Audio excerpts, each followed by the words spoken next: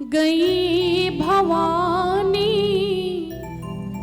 जब पिता के भवन गई हैं तो दक्ष त्रास काहू ना सुन मानी। पिता के भवन जब गई हैं तो दक्ष के त्रास देने से कोई किसी ने सम्मान तक नहीं किया। अरे सम्मान की बात तो अलग रखो, कोई सती से बोलता तक नहीं है। जब आप लोग अपने मायके जाती हो, मायके वाले आपको देख करके आपसे हालचाल पूछने लगते हैं कि सब ससुराल में ठीक है, बच्चे ठीक हैं, गांव परिवार ठीक है, सब लोग पूछते हैं। सती जी पहले जाती थी तो सब लोग पूछते थे, लेकिन आज तो बोलने की तो बात अलग रखो, हालचाल पूछने की बात अलग रखो। जो माता सती का सूटकेस वगैरह बैग रखा करते थे, आज वो मैया को देख देख करके मुख फेर रहे हैं। कोई आदमी देखता कि सामने से सती आ रही है तो इस रास्ता को छोड़ करके दूसरी रास्ते से निकल जाता कि सामने भेंट ना हो जाए। क्या सती को दिखाई नहीं पड़ता? सब कुछ जानती है। वो लोग बोलते क्यों नहीं है? दक्ष के त्रास देने से, दक्ष ने पहले ही बता दिया है कि अगर सती से कोई बोल देगा तो उसको मृत्यु दंड दिया जाएगा। ये पिता है, पिता अपनी बेटी के प्रति ऐसी भावना रखता है, अभिमानी है। गलती क्या है? गलती बस इतनी हो गई कि सब देवता खड़े हो गए, बाबा ध्यान में बैठे रहे, खड़े नहीं हुए, इसी का सब परिणाम है ये। गांव की जो दीदी, फूफू, चाची, मम्मी लगती थी, सती को देख देख करके बोलने की बात अलग रखो, मुख को फेर लिया ऐसे देखने लगती है कि नजर न मिल जाए। अब यहीं से सती के दिल में ज्वाला जलना आरंभ हो गई। कुछ बोल नहीं पा रही, किससे बोले, किससे बोले? अरे कोई तो बोले। गांव वाले नहीं बोले तो रोना तो बहुत आ रहा है कि बिना बुलाई आई हूं, ना तो मैं मायके जा सकती हूँ, ना ससुराल जा सकती, करूं तो क्या करूं? लेकिन सती जी किसी भी प्रकार से उस दुख को पी गई। ज्वाला जलना आरंभ हो गई मैया के दिल में। फिर बार बार ये भी सोचती कि कोई बात नहीं, ये गांव वाले हैं, नहीं बोलते हैं, गांव वालों से मेरा क्या मतलब, मेरे पिताजी बोल दे, माँ जी बोल दे, बस पूरा है। लेकिन जब भवन को गई हैं, सादर भले ही मिली एक माता। गांव में कोई नहीं बोला, लेकिन जैसे सती की मां ने देखा, आहा, मैंने पहले भी बताया मां का दिल बड़ा कोमल होता है। जैसे मैया ने सती को आते हुए देखा, दौड़ती दौड़ती सती के पास में गई और सती से गले से लिपट करके फूट फूट करके रोने लगी। बेटी तू आ गई। ये मां की ममता होती है। सती ने 1000 बार सती की मां कहने लगी, बेटी मैंने तुम्हारे पिता से 1000 बार कहा कि सती को भी बुलाओ, लेकिन उन्होंने मेरी एक भी ना मानी। बहुत अच्छा हुआ तुम आ गई। ये मां की ममता है। किसी के घर में कोई शादी विवाह बड़ा फंक्शन हो, 5 बेटियों को बुला लिया जाए, एक सगी बेटी को छोड़ दिया जाए, तो मां के दिल पे क्या गुजरेगी? सती के लिपट करके मां रोने लगी। और मां से मिलने के बाद में जब मैया थोड़ा आगे बढ़ी तो भगनी मिली बहुत मुस्काता। भगनी माने क्या होता है? बहन। बहनों को रोना था कि हंसना था? इनको रोना था कि हम लोग आ गए, मेरी सगी बहन एक छूट गई, मेरे पिताजी ने नहीं बुलाया। अरे नहीं रो सकती थी तो कम से कम हंसती भी ना। लेकिन हंसने इसलिए लगी कि सती का अपमान करने के लिए हंसने लगी। सती को देखा तो बड़ी जोर जोर से हंसने लगी। अरे सती तुम यहाँ कहाँ? ये दुनिया वाले कोई ऐसा बोले तो इतना दुख नहीं होता, जब अपनी सगी बहन ऐसा बोल रही तो कितना दुख होगा। सती ने कुछ नहीं कहा। और सती जब थोड़ा और आगे बढ़ी तो एक बहन कहने लगी, अरे बिना बुलाए आ गई, तुमको शर्म नहीं आती है? मैया को क्रोध आ गया। अरे जैसे तुम्हारा घर वैसा ही मेरा घर, तुम आ सकते हो, मेरा बराबर अधिकार है, तुम कौन बीच में बोलने वाली होती हो? और जब और बहन मिली तो बाबा को लेकर के, शिव को लेकर के मजाक करने लगी। जो तेरे पति जी हैं वो वन में, वो जंगल में रहते हैं, ये बताइए कि शरीर पर वस्त्र से पहनने लगी या ऐसे नंग धड़ंग पड़े रहते हैं? बहुत लेकर के बाबा को मजाक किया। सती को अपना अपमान तो सह गया, लेकिन शिव का अपमान सती जी नहीं सह पाई। और गई है मैया जहां पर हवन हो रहा था, जैसे जा रही थी और तब तक के दक्ष को देखा सामने से आते हुए। दक्ष ने जैसे सती को देखा, दक्ष को लगा जैसे उसका पूरा शरीर बदन जल गया है। और मुख फेर करके बोला तो कुछ नहीं, उस रास्ते को छोड़ करके दूसरी तरफ से निकल लिया। तो सती जी सोच ली कि बात क्या, अपराध क्या हो गया जो इतना सब लोग रुष्ट हैं। सती सोच ली कि कोई बात नहीं, ये मेरे पिताजी हैं, हम बेटी हैं, हम ही पहले बोल देते हैं। सती मैया कहने की पिताजी ये बताइए कि आपने सबको बुला लिया लेकिन मुझे क्यों छोड़ दिया। और जब ये कहा मेरे पति को क्यों छोड़ दिया, तो दक्ष प्रजापति को क्रोध आ गया। अरे सती, तुम यहाँ क्या करने आई हो? जब मैंने तुम्हारे पति को छोड़ दिया तो तुम ही यहाँ क्या करने आ गई हो? तुम ही नहीं आती। और जैसे इस बात को सुना मैया का पूरा शरीर लाल लाल हो गया और मैया कहने लगी, दक्ष प्रजापति, तुमने इसमें मेरे पति का अपमान किया है, इसलिए मैं तुम्हारे इस यज्ञ को सफल नहीं होने दूंगी। और मैया गई है जहां पर यज्ञ अनुष्ठान हो रहा था। देखा सती ने सभी देवी देवताओं के नाम से धूप अगरबत्ती फल इत्यादि लगा हुआ है, लेकिन शिव के नाम से एक धूप बत्ती तक नहीं थी।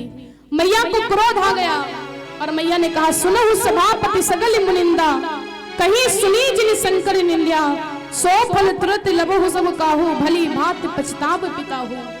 और मैया ने इतने में कहा कि तुम जितने लोगों ने शिव का अपमान किया है आप सबका भला नहीं होगा। और सती मैया ने इतने में किया क्या, अपने वाम पैर के अंगुष्ठ से थोड़ी सी पृथ्वी को खोद दिया और ज्वाला उत्पन्न हो गई, बादल गरजने लगे, पूरी पृथ्वी थर्रा गई, पूरा हाहाकार मच गया। जितने भी देवता थे इधर उधर भागने लगे।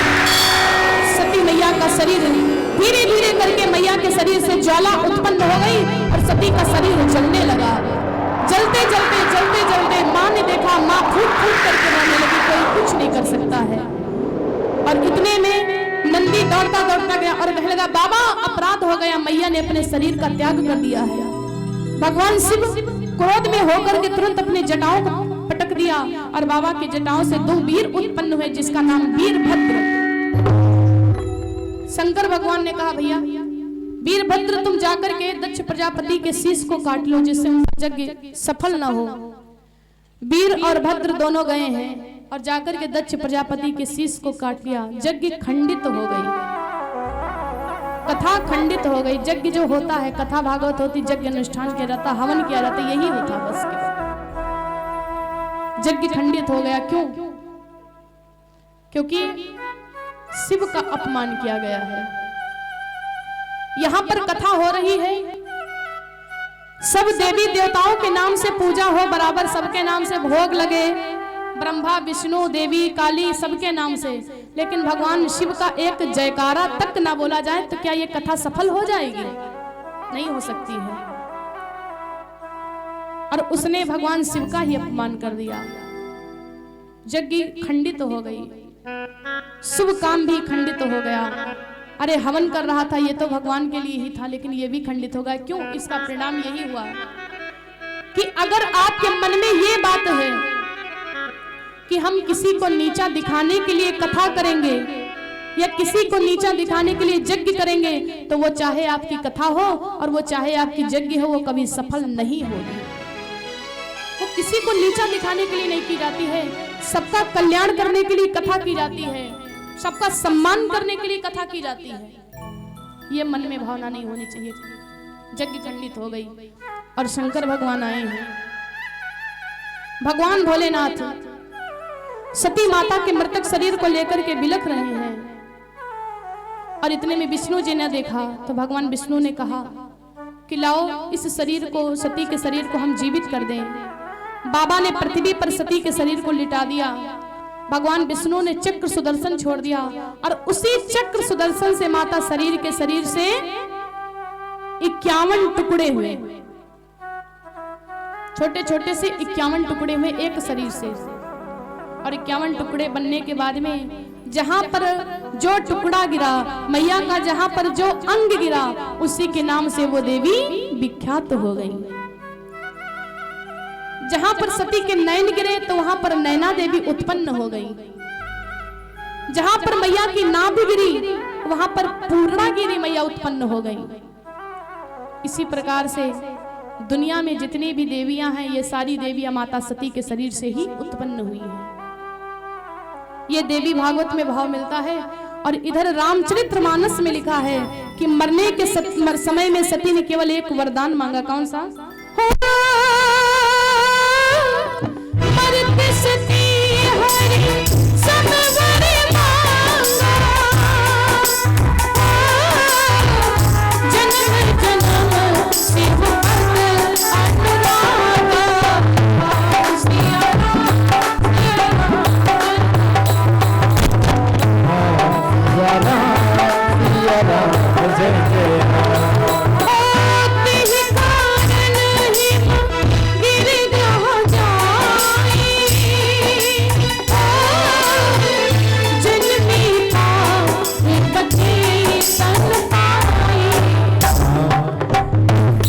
सिया राम जय जय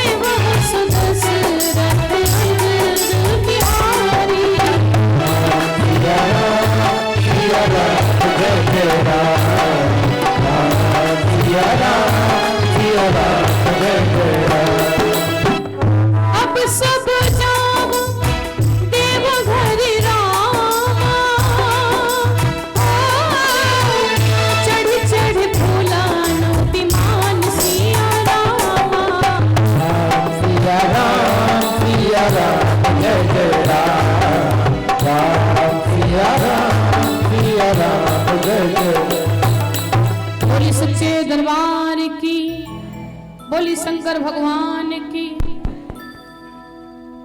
माता सती ने मरने के समय में केवल एक वरदान मांगा। बोले मरत सती हरि सम वर मांगा, जन्म जन्म शिव पदवानुरागा।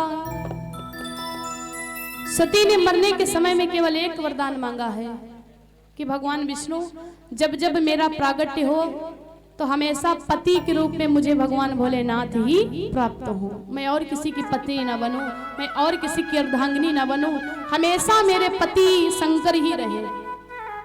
तेहि कारण हिम गिर ग्रह जाई, और जन्मी पार्वती तन पाई। सती माता पहले जन्म में सती थी। गणेश जी जो हैं वो सती माता के पुत्र हैं। और जब सती जी का त्याग हो गया, सती जी का शरीर जलकर के भस्म हो गया, तो दूसरे जन्म में वही सती माता पार्वती के रूप में आई है। अब महाराज हिमांचल के महलों में पार्वती का प्रागट्य हुआ है, कन्या का प्रागट्य हुआ है। अपार खुशियां मनाई जाने लगी। कथा की तरफ से वाणी को यहीं पर विराम है। और आज रात्रि में बड़ी विचित्र कथा है। भगवान भोलेनाथ और माता पार्वती के विवाह की कथा है।